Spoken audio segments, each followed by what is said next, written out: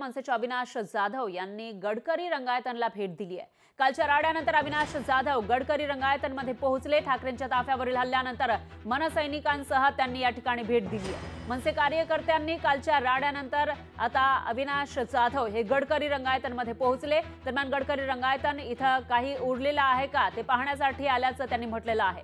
दरम्यान याबाबत मनसे नेते अविनाश जाधव यांच्यासोबत बातचीत केली आहे आपले प्रतिनिधी शुभम कोळी यांनी।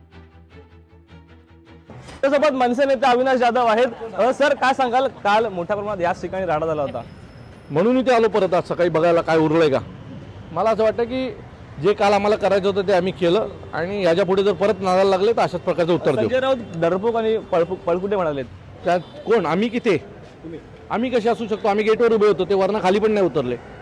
ज्यावेळेला आमच्या महिला आमचे पुरुष इथे राडा करत होते, त्यांच्या लोकांच्या पाठी धावून त्यांना मारत होते ना, त्याचे व्हिडिओ पाहिजे तर संजय राऊत त्यांना मी पाठवतो। आतमध्ये महिलांनी घुसून मारलंय।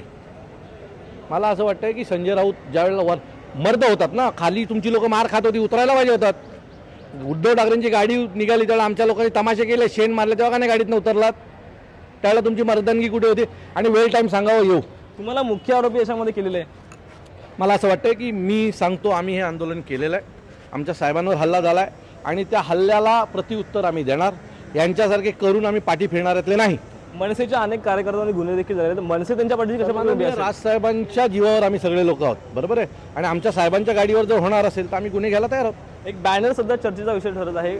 उद्धव ठाकरे जे आहेत ते महायुतीच्या कार्यकर्त्यांना जे आहेत ते महाविकास आघाडीच्या कार्यकर्त्यांना लोटांगण घालतं असं बॅनर चर्चेत होते। तो बॅनर नेमका कोणी लावलाय? शिवसेना शिंदे गटाच्या लोकांना जर तुम्ही विचारलात तर ते ह्याच्यावर नीट उत्तर देतील।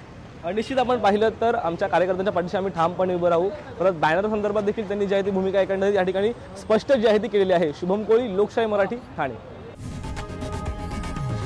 लोकशाही मराठी ऐका, पहा, जागरूक रहा।